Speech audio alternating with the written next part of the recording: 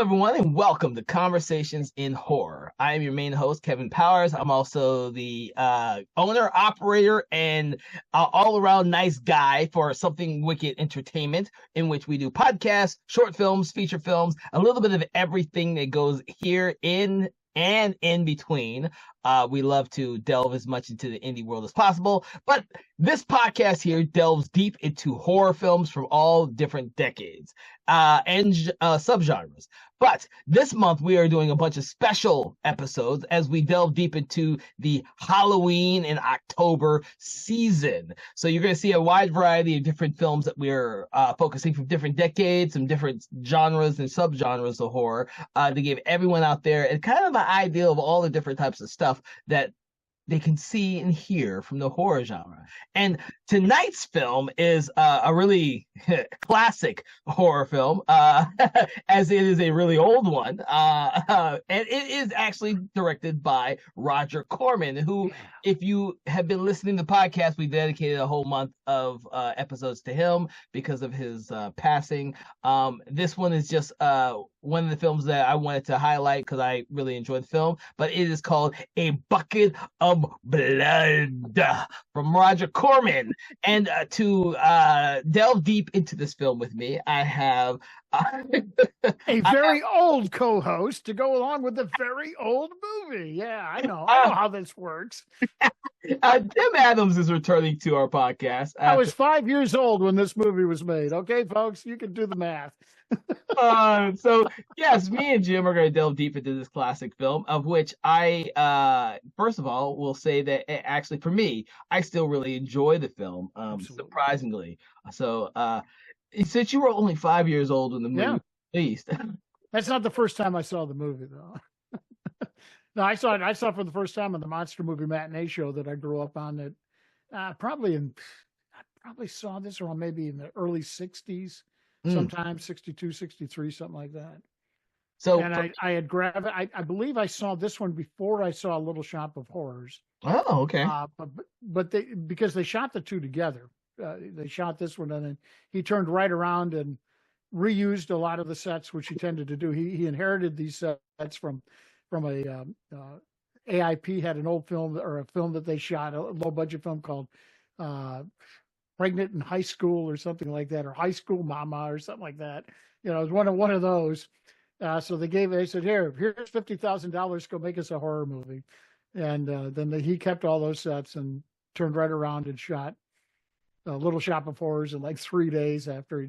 This one took 5. This was like a massive Corman film. It took 5 days to shoot this one. But I remember then I think it was those two together, because I think they always ran very close to one another on the Monster Movie show that I watched. All of a sudden, I was like, I like this guy. Whoever this guy is that's making these movies, because it's sort of a comedy, a black comedy. It is. I think that's why it holds up really well. Yeah. So you're probably gonna hate me because I'm a recent fan of A Bucket of Blood. I've only seen it within the last maybe. I think that's cool. Years. Yeah, that it's. I missed this one for the longest time. Yeah.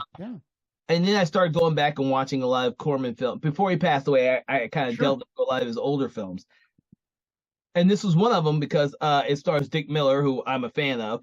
Well, that's me. I'm a Dick Miller guy all the way. Yes. Yeah, and I didn't realize he was like the star of the movie. Absolutely. Like, dude, how did I miss him starring in this movie for so freaking long? I've been watching movies with Dick Miller in it for freaking decades, and I never realized. Well, he only starred in 3 movies in his whole career. I mean, this guy's not. This guy did in excess of 100 films, but he starred in War of the Satellites. That's where I first saw him. That was the second monster movie I ever saw in my life. Was War of the Satellites. And then he Rock and Roll Confidential, I think it was. It was like a rock and roll film that Corman made, one of his early ones that he starred in. And then this one.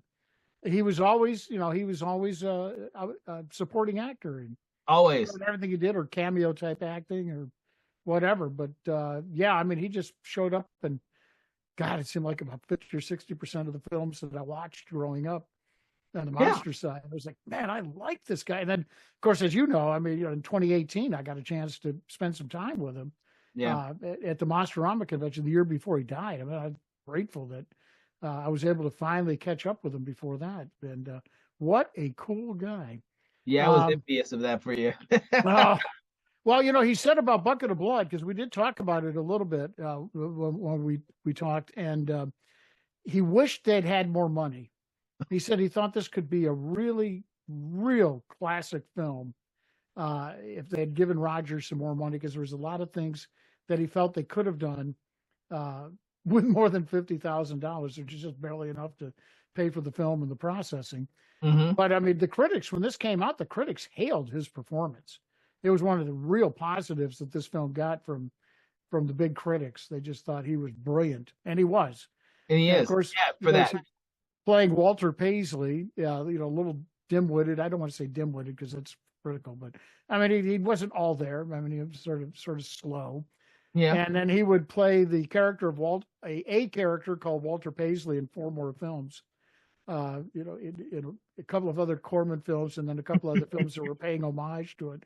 So, I mean, that really became his signature character, I think, from. Yeah, I know, which is why I felt so bad that I hadn't seen it up until like 5 or 6 years ago. I was like, because I was familiar with the Walter Paisley character, but I didn't know that it had originated in this film until like 5 or 6 years ago is when I first saw this. Yeah. And like I said, Rock and Roll Confidential is also one I own and I haven't bothered to watch yet because I have not delved. Oh, now you'll have to. Well, yeah, but I haven't delved deep into Roger Corman's non-horror films. Like I have a whole list of them because he did so many movies, but I have not delved deep into them yet. Yeah. But bringing back the Dick Miller, you bring up an aspect of the film that I actually really enjoyed this time watching it, is that you're right. Miller doesn't come off he's not dim-witted at all. He's a little simple compared to the other beatniks at the bar. Very naive, and this is what makes this film so much fun. It is the beatnik thing, because thing. Charles Griffith was the writer on the film. Charles was on another planet of his own. I mean, I'm saying that in a good way because he wrote some brilliant scripts for Corman, far better than Corman deserved. I mean, for the money he made no money doing this. He's the one that came up with the idea. He and Corman started bar hopping to all of these, these beatnik coffee houses popped up all over the place in the 50s. Now that's a little before me, folks. Just a little bit. I wasn't hanging out in coffee houses at this time.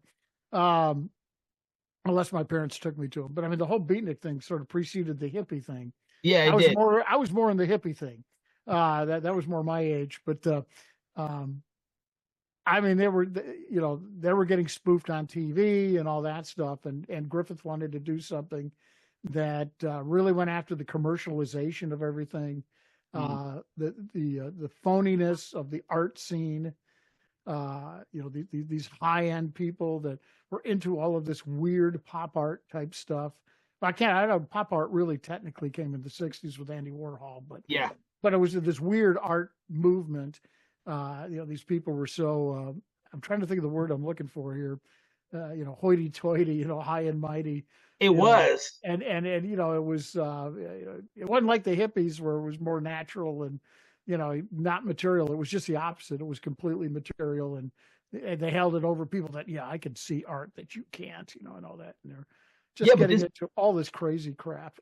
Yeah, but this film, and when I rewatched it, I started to notice it because when I first saw it, I don't think I took into effect the whole the atmosphere, the beatnik culture that's depicted in the film. But when you rewatch it, you kind of realize just how much it's ingrained in these characters, and it makes them seem so much more alive. Oh, because you have these different aspects of beatnik culture. I was the main guy who's crap, I can't remember his name. Maxwell, yeah. Who doesn't repeat Julian Burton, himself. He doesn't repeat himself because then it's I live in the present and I can't live in the past. That's right. People, Paisley knew all his stuff by heart. He's got a great scene in there where he's quoting it, and a couple of them say, "Hey, look, man, he's quoting it." He says, "No, that doesn't mean anything to me. I don't, once I say it, it's said. I don't think I noticed that the first couple times I've seen the film, but when I rewatched it specifically for the podcast, I As a realized, kid, I didn't pick up on that, but yeah, yeah, as I saw it later on in years, it was like, oh, that's hilarious. it's hilarious, but it's also really smart from a writer's perspective Oh yeah, because everything that, and I like this, and this is why I really enjoy the film a lot more now, is because that each one of the little beatniks and the different styles are yep, really present. yes. And they're different. Like the Maxwell looks down on the two that are always high the entire time. Oh, those guys are great. But there's just as much like the rest of them. Yeah, yeah. Or the guy who opens, not the guy, not Maxwell who opens up, but the one guy who's playing, who's also playing the instrument. I think it's halfway through the film. His poetry is Oh different yes, than yeah. Maxwell's, and it's like, wow. And he actually was a musician who was he was just starting his solo career, but he started a folk group with two other guys called the Limelighters. You might have heard of those guys. They were big in the '60s. And Oh my so God. yeah, so I mean, so Corman helped launch that group too, I guess technically. But yeah, I mean it's so I'm trying to damn. There's a word that's stuck in my head. Um, What's I'm just trying. They're just they're so phony, so hypocritical. But now there's another word I'm looking for here. But I mean, when you listen to what as an adult, I had then listening to the lyrics of what they were singing, Mhm. or the poetry that they were doing. It's like, oh, what crap this is. I mean, Yes, but beatniks. And the thing is, I have a couple, and the only reason why I know what the hell a beatnik is because I actually have a couple books on that whole culture sitting on oh my yeah, shelf because that's a culture that passed me by way before my time. oh yeah. No, I mean, it was before my time. Yeah, I mean, but it's an Jack interesting little subculture. It's like learning about read Jack Kerouac, folks, if you want to know about Yes. beatniks. He writes a lot about the beatnik culture. Yes, yes. And you get into that, and I will say, watch this film because it's a really nice depiction of that It is. culture. Yeah. I And mean, then this kind of stuff, this is not movie stuff you're seeing here. There really were coffee houses like that did that kind of thing for, well, up until, the hippies sort of came in and started doing the open mic stuff, and all that. But that's basically what this is. It's open mics in the '50s, yeah, which had never been done before. I mean, it was just to go up there and, wow, we don't care, man, what you do. Just stream of consciousness. Just let it go, yeah. And then of course you have It's like total nonsense.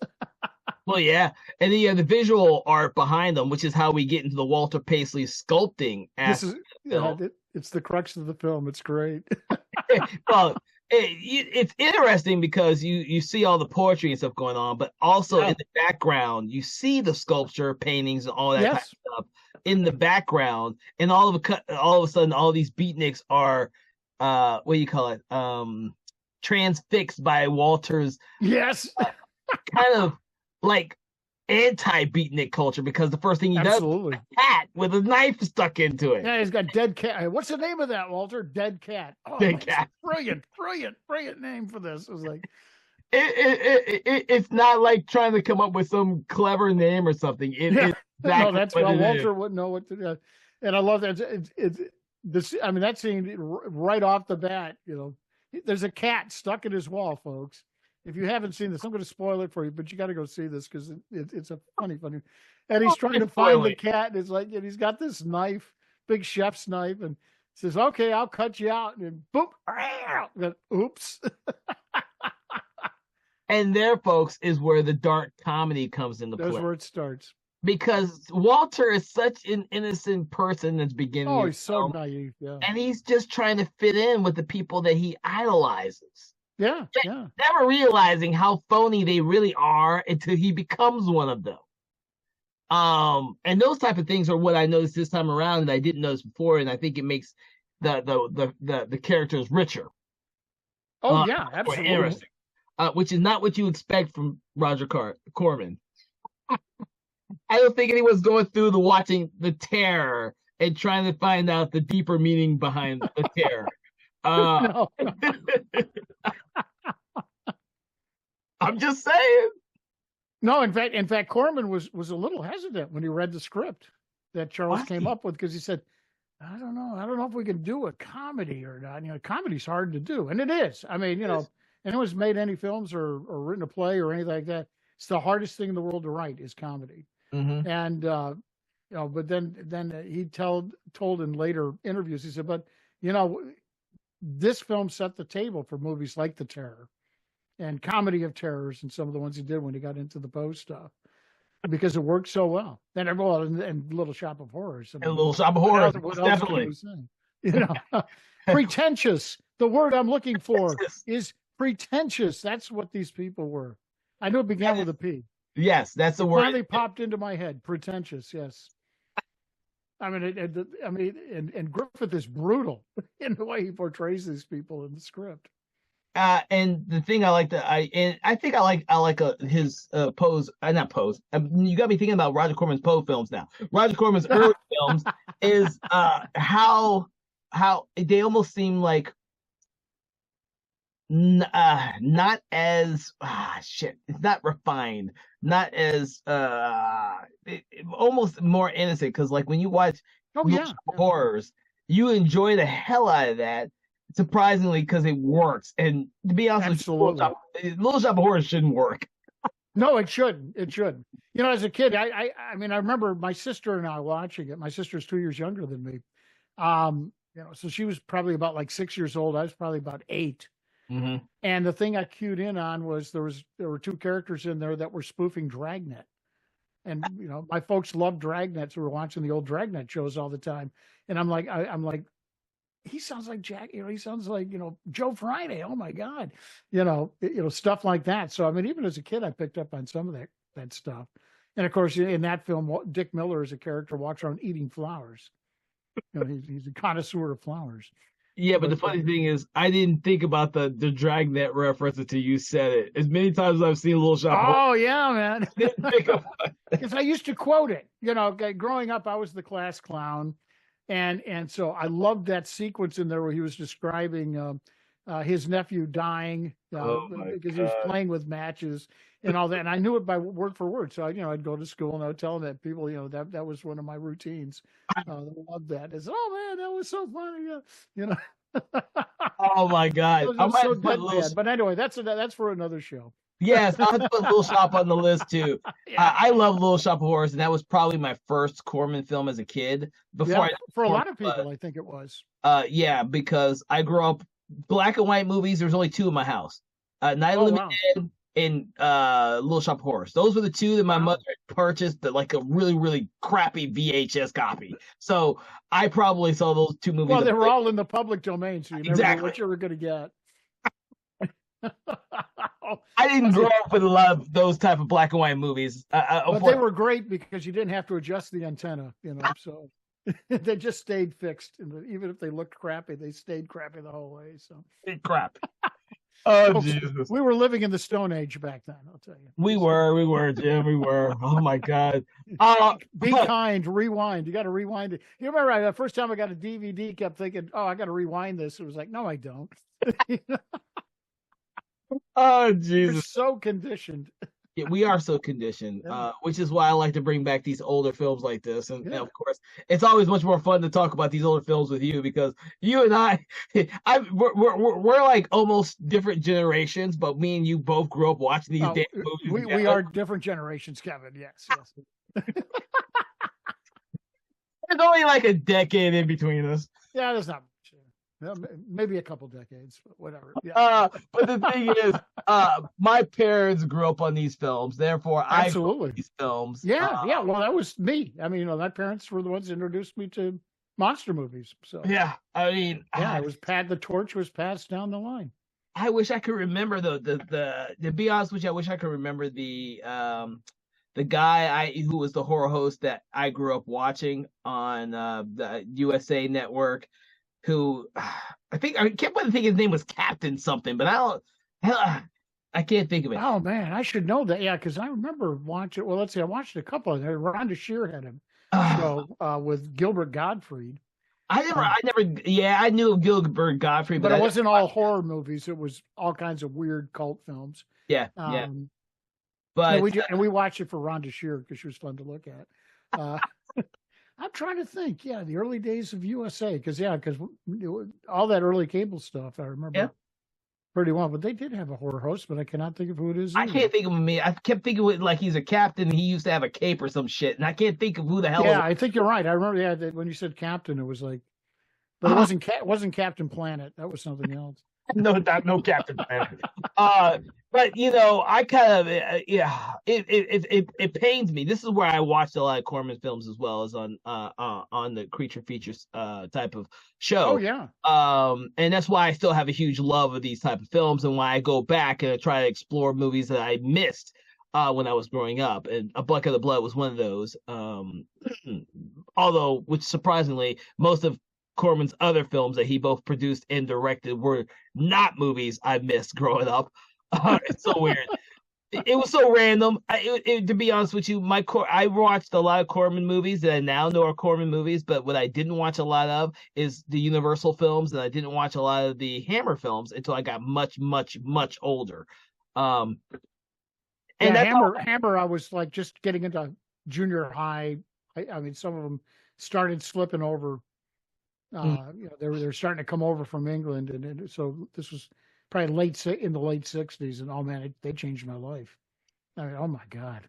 I've only been watching Hammer films for maybe 10, 15 years, dude. I came in in Hammer. Yeah. Really late.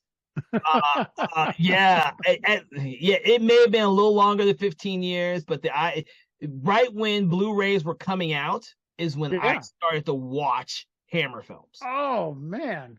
Yeah, it pains me to realize that I grew up not watching Hammer films, and I didn't like Universal films. I didn't watch those either until about 20 years ago. I can answer your question now. Who is it? Commander USA. That's it, Commander USA. Oh my God, thank you so much. That's been bothering me for years. Jim Hendricks. I had to look it up, folks. I confess, I had to look it up because then I was like, I know this guy. I remember this guy. And yes, he indeed did have a cape. Dude, I can see him as clear as day. I watched his show religiously as a kid. It was a great. USA did some really cool stuff back then. Yeah, that's how I watched everything. I have a love for these older movies because of him and his show. I mean, mine was Baron Damone. We had three of them, or two of them. I mean, in Syracuse, Baron Damone, who I got to meet in person, and I got to be on his TV show. With my Cub Scout troop, which was, I mean, that was like the highlight of my life. I still think about that. I can't even remember the other kids who were in the Cub Scout troop, but boy, I do remember that show being on that first time I ever was on TV, and that was a big thing in the 60s. And then we had another guy called Dr. E. Nick Whitty, which you never really saw. You just saw his hand. He was sitting in this big chair, and his hand would come onto the screen, and he would gesture a lot, but you never saw his face. Okay. Yeah, so I mean he was the monster movie matinee on Baron Damone was Baron Damone's like chiller theater or whatever. Okay. And he had a weekday afternoon show for kids. So fun stuff. But yeah, I mean these horror hosts. I mean, what would we have done without them? I mean, they're the ones. I have no idea. I mean, these movies would have just gone unnoticed. TV saved a lot of these movies, especially like the old American International films. And stuff like that. I mean, and so Bucket of Blood didn't get shown a whole lot, except by little TV stations, because it did end up going like a lot of Roger's films went into the public domain pretty quickly because they, one thing Roger didn't have were legal people that could protect him from that sort of thing. I mean, he made all his money, so he didn't care. Yeah, I like that. He didn't care. He would now if the networks would never dream of showing a public domain film, so they leave it to the little local stations. So if you're in the right place, you might get to catch it. That makes more sense now. Yeah. I did not know that, but it was crazy back then. This is pre-cable, folks. I mean, we are talking the true Stone Age here. Where you had to get everything on an antenna. Oh my God. Oh my God! How did we survive those days? I don't know. How are the younger generation surviving? We only had basically three networks. So there's only three, and then occasionally, I think, we had three. I had three stations out of Syracuse that I watched, and I think they had one little indie station that was a little hard to get because they were they were like transmitting a signal about as strong as to get outside of their parking lot. But it was, and then if you turned your antenna a certain way, you could get some other cities that had little stations. But that was crazy times, and I was into that stuff. So my parents just said, "We're leaving it to you. You find us the station. We're just going to watch." Pretty much. I mean, my parents were the same way, except for they made me be the human antenna sometimes. Yes, that worked very well too. Go stand over there and just turn it a little bit more. Right. Just stay there. Yeah. No remotes. I don't think we got our first remote until I was in high school. Oh, Jesus. I was that too. Go change the channel. Yeah. But getting back to Bucket of Blood. Oh, yeah, we got to talk about it. Are they going to ever talk about that movie? Yeah. Okay. We started off talking about Bucket of Blood, but for those who have not seen A Bucket of Blood, Walter Paisley, played by Dick Miller, is an aspiring artist, a sculptor, specifically a sculptor. He's got this big pile of clay in his old rundown little apartment that he lives in. Yeah, and he's held onto this clay forever with no inspiration until he accidentally kills the cat. Wow! I'll do the sound effects. Yeah. Okay. But the thing I don't think I ever noticed until I recently watched it is that after he kills the cat, the first thing that he thinks about is he starts hearing all the voices from the poets and stuff he's just been listening to, and that's how he gets his inspiration to actually sculpt the cat. Yes. So to speak. Well, he's got a crush on the gal who's sort of hanging out with the owner of the coffee house. I don't think they're married. I don't know if they're really officially boyfriend and girlfriend. But he had a thing for her. I did. I was in love with this woman, Barbara Morris. And a lot of us guys that, growing up watching her, she was, oh my God, she was the ultimate girl next door. I mean, she's the guy. Or not the guy, but she's the gal that you want to bring home to mom and say, "This is the gal I'm marrying. I know you're going to love her," because she was just beautiful. She was struck down way too soon. Died of cancer in the mid-70s. But oh shit! Okay. She just had this wholesome beauty about her that was just unbelievable. Well, and she's in a lot of Rogers films. Well, she's the only one who comes off as being authentic in this film. And she's the only one that's decent. That's right. Not just decent, but authentic as an artist. She sees stuff true in Walter that no one else does at first. That's right. And she encourages him. And I think that aspect is what really still carries a lot of the film. Oh, yeah. Because with all these beatniks, and she could be a beatnik too, but she's the only one who comes off as being an authentic, not pretentious, using your word. That's right. No, she wasn't pretentious at all. And she was, she was an artist. She's out whenever she's seen in the coffee house, she's sketching someone, either the artist that's up on stage performing or whatever. Yep. And Walter wants to be able to get on her level, pretty much, because they're sort of. I mean, it's not like they abuse him, but they look down on him. They look down on him because he's the bus boy. Yeah, he's the bus boy. And he's not a beatnik. He's not an artist. He's the bus. No. Which is why when he does his first actual killing, the lady who belittles him, it hits hard because she hasn't been there the whole film. I can't remember her name. I wrote it down somewhere. But she's the one who's been away, the model that's been away for a very long time. And she says she's a real artist because she's a model. And she looks down on Walter and can't believe that the bus boy could ever be a real artist. Oh, Alice. Yeah. Alice, thank you. Yeah, and I don't know the actor. Judy Bamber is the actress. I could find nothing on her. So just this may have been the only film she ever did. I don't know. I don't remember. I mean, she sort of looks like a lot of the blondes that we saw in the late 50s, early 60s. But she goes by many different names. Yeah, it could have been. But that's the second first person he kills, which is the undercover cop who's overzealous and almost is an innocent kill. Like he goes on to become one of the big game show hosts of all time. Yeah, Bert Convy. Yep. Where would Tattletales be without this guy? I almost didn't recognize him for the longest time. Of course, as a kid, I didn't know him because he was just getting started in his career. Yeah, I had to look him up. But the voice gives him away. I had to look him up because I was like, why do I know this guy? Yeah, because you probably, any game show of the 70s or whatever, he did a bunch of them.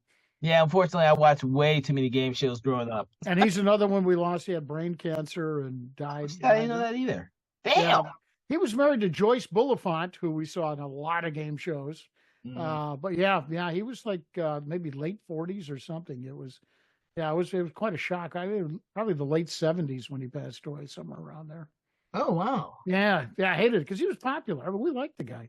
And of course, I watched a lot of game shows growing up. That's all that was on, pretty much. Yeah, pretty much. I can go back and tell you, watch that. I grew up on game shows, and I will admit that I still watch Jeopardy and Wheel of Fortune occasionally. I don't watch any of the other ones, but I still watch those. So there's a few. Yeah, there's a few. Unless you call game shows on Netflix game shows.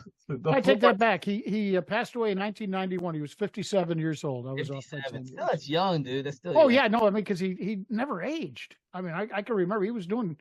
I forgot what game show he was hosting the year he died. But I mean, yeah, he looked this. He was like Bob Barker. He never changed. Just had always just never aged. So Bob Barker did. So I always wished I could have gotten a game show. Then I would never age. Never look old again. Yeah. All right, Pat Sajak or Alex Trebek. Yeah, look at these guys. Yeah, Pat Sajak's older than me. I mean, that's damn old. Pat Sajak was in Vietnam. He was a Vietnam veteran. He's an old timer, man. I'll tell you. You have good makeup artists when you're on a game show. I guess so. That's it. Oh Jesus! And we de-evolve so fast. Yes, but yes, Bert Convey's character, the detective there has the best death by frying pan.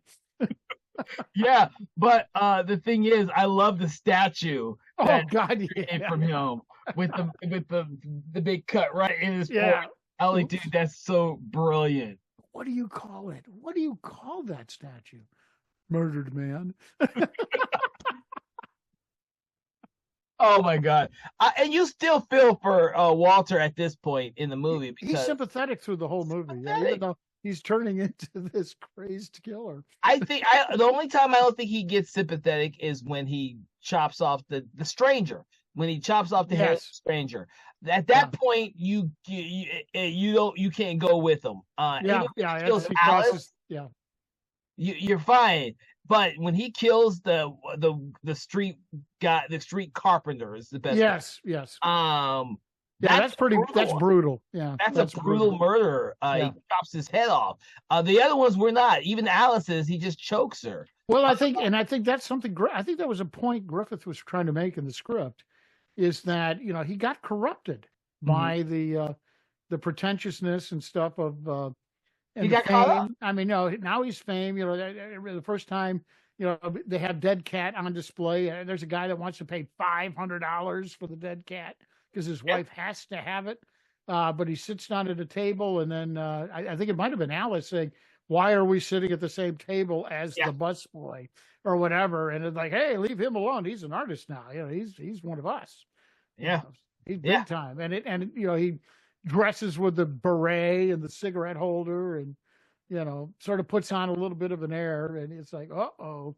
And then that's just before he kills the guy with the saw, where it's like, yeah, he's crossed that line now. He's over the edge. Wow, look out for this guy. Well, the thing is, when you mentioned when he comes dressed up with the beret and everything, where he's trying to be like everyone else and he believes that that's how everyone else is. Yes. And it's almost comical because the next time we really get a look at him is he's dressed up for his art show like a normal. Yes, right.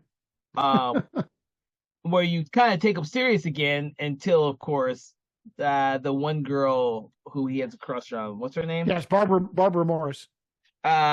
Before she kind of reveals her character name. Carla. Yes. Before Carla reveals that that she's not in love with him. She's in love. She loves his art. Yes, that's right. Confusing these things together. That's right.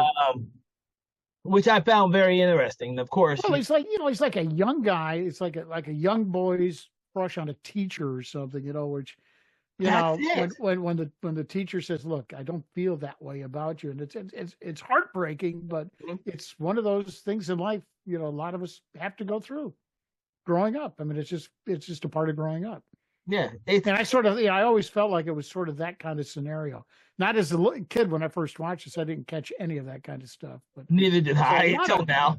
There's a lot of great little things in here that Griffith really was pretty good at making some points. And he doesn't hit you over the head with it, but they're just nice and subtle, and that's why these characters seem so real. Yes. I think the only part for me that didn't seem as realistic as the rest of it was the ending, when you have all the beatniks chasing after Walter Paisley, and I'm wondering, why are these beatniks chasing after Walter? Well, he betrayed them, basically. I mean, okay, folks, if you haven't seen the film, we are now going to spoil everything about it. A lot of this movie was inspired, and Griffith admitted he was inspired by the movie Mystery in the Wax Museum. Which was also remade as House of Wax a few years before this one was made, which involved a sculptor who loses the ability to sculpt in a fire, and so he takes the easy way out and kills people, and then covers them in wax and passes them off as wax sculptures. Well, then you've got Walter killing these, in this case, a cat, and then people, and then covering them in clay to pass them off as they're sculptures, but during, as is bound to happen, something happens where some of the clay falls off, and people realize there's a real person under this. Oh my God! I think that's, and all of a sudden he has betrayed their little club, or whatever you want to say. Oh my God! Now he's an anti-beatnik, so they got to kill him, or whatever. They got to, they chase him, and then he ends up doing his best sculpture of his career. Yeah. Well, the thing is, now that you explain it to me like that, I can get along with it. That when I was rewatching it last night, I was like, why are they chasing after him? And why did they turn so suddenly? I mean, I think that's the thing, because it just happened so quickly. Yeah, and now I can see that now. There are to believe, even though they've been pretentious the whole movie, they can't believe that someone else can be worse or better than them at it. Well, he lied to him, basically. I mean, it's a betrayal of some sort, because he's passing this off as actual art. And it was like, I mean, these guys are like looking at stuff like frying pans and stuff like that. Oh, that's beautiful art. That, and then that's the whole ridiculousness of it. I've read some treatises and stuff on, who's the one that determines what's good art or not. You've got these people that are art critics when it comes to paintings and sculptures and stuff like that, who say, "Oh, this is brilliant." And, okay, who appointed them? The people that decided that, and you get thinking about it, it's like, yeah, I mean, and so you've got this whole culture that are saying this is great art. Of course, everybody's going along with them because they're saying it's great art, so it must be. And I want to be like them. So, and that's the whole hypocrisy of this, of these kind of movements. Was that they thought his stuff was brilliant because somebody thought it was brilliant, and they all jumped the bandwagon real quick. Everyone wanted to hang out with Walter because he had such brilliant ideas. Yeah, and that's exactly what they do. He'd sit down in his little outfit, and everyone came to him. Yeah, his table. But it's interesting that Carla, when everybody turns on him, Carla's disappointed, a little shocked at what she discovers, but she still tries to protect him. When they're all, I mean, she runs after him too, but not to hurt him, but to try to get there before they hurt him. Yeah, she's still that kind of a person. He's a human being. She doesn't want to see him hurt. So I mean, it says a lot about her character as well. Well, she's chasing after him not because she was betrayed and fake about being a beatnik. Right. She has even though she loved his artwork originally, she's literally the only sympathetic character in the whole movie, and I guess she always genuinely liked the guy. Yeah, I mean, so and was able to respect him as an artist, whereas Absolutely. everyone else couldn't. Yeah. Especially his boss. Anthony Carbone is the actor's name, and he was in a lot of Corman films playing Leonard DeSantis. He owns the coffee shop. Yeah. Which he's the film the character in the film who is greedy. Oh, absolutely, yeah. Opportunity. He's the sellout for the man, but money, Yeah. even back then, his greed is what keeps everything in check. Yeah, and he discovers Walter's secret very early on. Very early. When the cat falls off the table when no one's there, and he sees, whoa, there's fur under this thing. Yeah. But he knows there's money to be made, so let's just keep it under the wraps. Even though he's got Julian Bond's character, or not Julian Bond, but Julia Burton's character, Maxwell. No, it wasn't Maxwell. It was another guy that's in a lot of Corman films, and I lost his name here. Offering him $500 because the wife just has to have it. Yeah. Oh, you can see the dollar signs in his eyes. It's like, yeah, okay, Walter, we'll overlook this now. Yeah. Although he's a little shocked when the second one is a full-fledged man, the Bert Convy, and it's like, whoa, wait a minute here. You can tell he's a little, whoa, what am I getting myself into here? But he still sees money, so. Well, yeah, and I'm a little surprised that no one noticed who he was, since this undercover cop has been coming to this little bar for God knows how long. We kind of get the Alice thing. He says that Alice modeled for him, so he's kind of done Alice. But yeah, it was like, well, no one notices this is the cop that been coming to the bars and beating God knows how long. Okay. Now, if you haven't seen this and you go watch for the first time, you're going to see another familiar face in there. If you're into old TV shows, guy by the name of Ed Nelson, who made his fame on Peyton Place and a lot of early television of the '60s. He plays one of those guys that's always high. It's hilarious. Those two actually I find very hilarious now. Oh, they're hysterical. Yeah. Yeah. And I'll be honest with you all, if you're listening to this, I actually found this movie to be much more entertaining than, like I said, when I originally saw it. Because when I originally saw it, I don't think I really got all the beatnik culture and the different types of characters, because I wasn't watching it for that aspect. Yeah. But watching it now, I think this was my third or fourth time watching it, with a critical eye, mind you, but also with an eye to be entertained. Yes, I picked up on a lot more stuff that I didn't before. It's a testament to how much I believe this film is actually still a really good film, even for today's audiences. So yeah, for a film that was shot in 5 days, I mean, it was like, it's amazing. But even Dick said, the acting in this was good. He said he praised the writing. He loved Griffith's script. He just wished they could have had more money so they could have done more with some of the effects and stuff. Because the effects are cheesy. Well, the people covered in the clay because they had to use. Well, he said we had to use mannequins for the statues, and then cover the mannequins in clay. He says, I really wish we could have done more, and with money we could have. Well, Dead Cat looks very, very, very simple, but you get to. Well, did you notice when he pulled it out of the wall, it was already stiff, like from rigor mortis. It's like, wait a minute, you just killed it. I didn't know this. It wouldn't be stiff like that. So it's like, okay, but that's a giveaway. But yeah, they couldn't afford to do it the real way, so. Oh my God, Roger Corman. So, for all you listening out there, we're still huge Roger Corman fans. Oh, absolutely. We here at Conversations of Horror love to pick on Roger Corman, especially after we did a whole month of his films. But we also recognize that Roger Corman had a profound effect not only on the industry but on a lot of talent within the industry.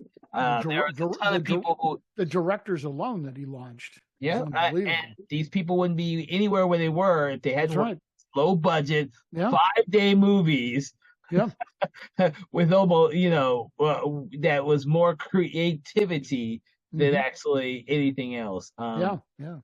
When you watch A Bucket of Blood, it almost all takes place within two locations: the bar / cafe and Walter Paisley's apartment. That's is it. Yeah. Majority of this entire movie. Just keep it simple. And it works. It works. Like he said, he used what they gave him, the sets from that other movie. So Roger was really good at reusing stuff. Yeah, he was. And now I need to go back and watch all of his non-horror films. I think I've seen a lot of them. Don't get me wrong. I've seen a lot of them randomly because they're on like every freaking collection of public domain movies out there. Yeah. It is really easy to watch some of these movies of his that he did early on. But I've got a ton of them as well that I have yet to watch. The nurse cycle of movies that he did. The prison, the women in prison movies. Right. He got into all kinds of exploitation films. Yeah. All drive-in stuff. I mean, his stuff went straight to the drive-ins. Yeah. So or to the B-style theaters that I talk about a lot on Monster Attack.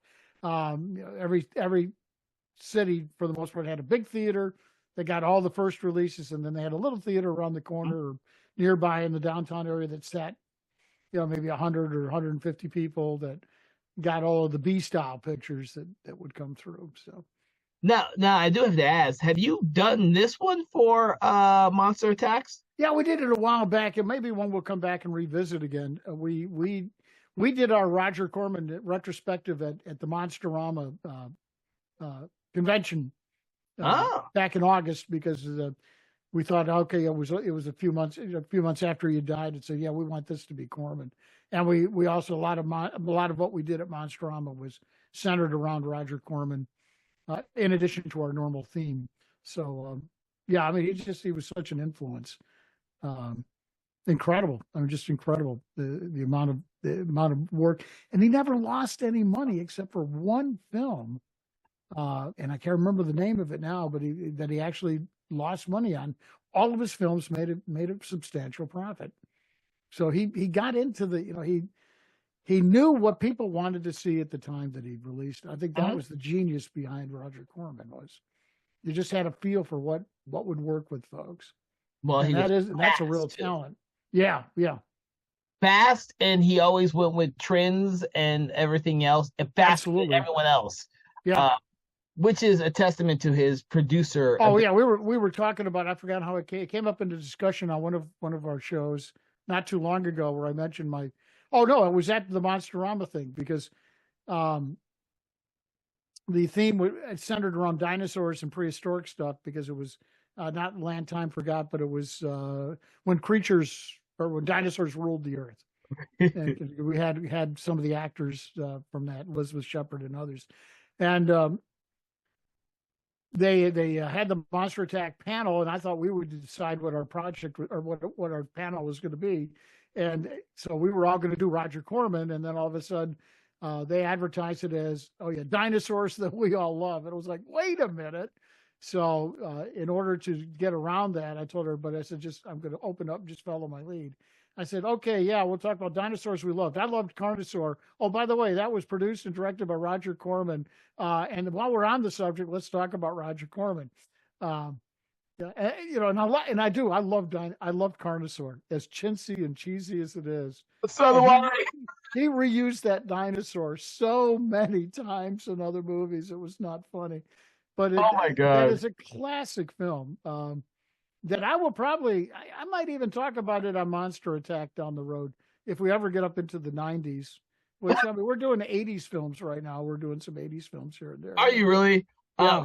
If you don't get to it, I am definitely going to put it on our list for this. Okay, I'm writing this one down because I don't want to. I missed you on one that I know that you loved, or I didn't know. I should have known you loved, and I hadn't written it down. So I'm going to write this one. I forgot what it was. It was one that I did. It was like, Kevin should have said him with us on that one. You know what? You could have me on your show anytime. I kind of missed the fact that the one show we did, which was live, it kind of is lost. So we. I don't think we recorded that one. Yeah, we recorded it, but remember, all the stuff on that drive was corrupted, and so. Oh, that's right. Yeah. It was so much fun doing that, being a guest host on your Well, show. think about an '80s movie that not a slasher film. We don't do slasher films. No, you don't do slasher movies. Although I have got one coming up. Your folks are going to know it's first. Well, I don't know when you're going to release this one, so but This one of our month? next ones coming up is Halloween 3, because it's not a slasher film. You are not doing Halloween 3. Oh, absolutely. You know I just did Halloween 3, right? Oh, did you? Okay, I didn't realize that. Okay. But I know a lot of my listeners are going to say, "Wait a minute, I didn't think we were going to do slasher films." It's like it's not a slasher film. That's why I'm doing it. So one reason I love it is because it had nothing to do with Halloween, with the movie Halloween. Because it has the impression of starting off like a slasher movie, but then it goes off that completely. Yes. Well, and again, we're getting on. Kevin and I always get off on tangents, but that's what makes it so much fun. Carpenter didn't want to do a Michael Myers franchise. Mm-hmm. He wanted to do a Halloween franchise, and after the first one, that was going to be it. Mm-hmm. And then, of course, Universal comes back and says, "Hey, this was good. Let's do." It was a top-grossing independent film of the year, and it stayed like the top-grossing independent of all time up until I forgot what knocked it out of that slot, but it's still one of the most successful independent films ever made for the money and the profit it made. They said, "We want another one." Of course, this is Universal. It's like, hey, let's get some. So they made him, do part 2, which is basically picks up where the first one leaves off. And of course, those of you that have seen that, if you remember, Michael and Dr. Loomis really sort of get nailed in that one. Major explosion, fire. No one could survive that. And Carpenter was sort of like, okay, done. Now I can go do what I was going, because he wanted to do other Halloween sequels, but he wanted them to all be different. Mm-hmm. Sort of almost like an anthology type deal. So 3 comes out, totally different. So that's more like in line of what he wanted to do, but it didn't do very well because everyone's like, "Where's Michael? Michael should be in this." It's like, but I remember when I saw it for the first time, it was like, I love this. Yeah. Love this. I mean, it's just like, nothing against Michael, but it's like, it was so unique. It was. So, that's gonna be interesting to see on your show. Okay. Yeah. That will be coming out a week from Monday. Of course, people listening to this one don't know what I'm talking about, but no, this episode I believe will come out in next week or the week after. I kind of had. Okay. Well, it'll be close. Yeah, because we're shooting all these to be released during Halloween. So everyone listening, we're doing the same thing. We're doing like Halloween oriented type. We did. Well, we sort of kicked it off early with Son of Frankenstein because it was a tie-in with the Silver Screen Spook Show, and then Children of the Corn premiered this evening. We did that one tonight. That's about the grittiest one I've done for a while, and then it'll be Halloween 3, and we're still keeping the others secret right now. So yeah. But Halloween 3 is scheduled for the 14th.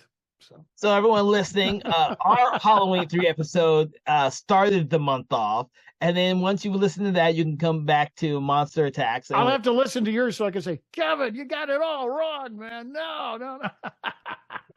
Well, it was me and my special guest Dave Watkins. Dave, okay. We were delving deep into Season of the Witch, and then of course later this month for Conversation of Horror, we hope to delve deeper into some of the other Halloween franchises, because we also did Rob Zombie's Halloween already, which I wasn't a fan of. Because I've told people that for a couple of reasons. Nothing against Rob Zombie. I would have loved to have worked with him.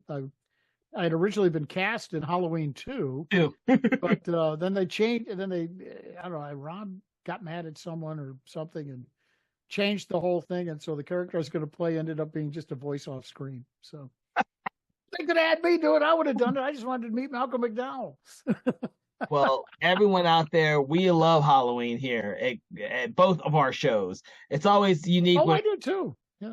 Well, that's what I said. Both of our shows. Yeah.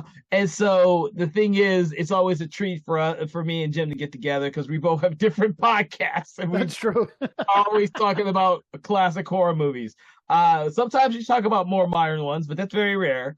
Think about some 80s ones you like that aren't slasher films, and You tell me what you want to do because you forget. I grew up in the '80s, so I know that's what I'm thinking. them. So there should be a bunch Like there. I've literally seen almost. I need to bring you in on some of our '80s. So I should have called you for Children of the Corn. Oh yeah, I love that movie, dude. I had not seen that. I'd forgotten how long it had been. I'd seen that movie, and I forgot. Damn, I really did like that movie. I really, really did like that movie. Well, I saw the remake at the theater. I was the only person that didn't see it in the like 2 theaters it was in. I read Night Shift and read the short story in Night Shift, and it was one of the few times I saw something that was adapted from King that I actually liked, because so many times the film versions ruined his stuff. So yeah, okay, yeah. Well, I'll call you next time. Any final thoughts, Jim, on A Bucket of Blood? We've come really weirdly on. I wish I could have been old enough. There was apparently a chain of theaters that when they booked A Bucket of Blood, they did a marketing campaign that said anyone who shows up to the theater with a bucket of blood will get a free admission. I don't know if anyone took them up on it. I hope not. I mean, I could see someone doing stage blood or something phony, 42nd Street. Yeah, that was just I did not know that until I was pouring through one of my books the other day, getting ready for this podcast. It was like, I didn't know that. Geez, that's sort of cool. But oh my god! But that's back in the day. This is 1959. They you got William Castle going nuts doing his stuff, and there was always gimmicks going on in theaters when it came to horror. Nobody took horror seriously. No, drive-in in the film industry, yeah. Nah. But you just bring up someone else we're gonna have to add to our list, which is William Castle, because I don't think we've done a single William Castle movie. Oh man, oh no, you need to do William Castle films. Yeah. Yes. Oh, they are such classic films. So then, of course, he did one legitimate one that he won an Academy Award for, Rosemary's Baby. He produced that film, so he could do the big stuff too. So everyone. So everyone out there, if you're listening to this, make sure to tell us what Roger Corman or William Castle movies you would love for us to talk about, because we are always looking forward to expanding our list of films. Where, even if it is really old, even if it's really new, which is okay because they got a really, really old co-host that can sit in for those films. So. Or even if it's really, really bad. Who are you going to call? We haven't put Ghostbusters on the list yet.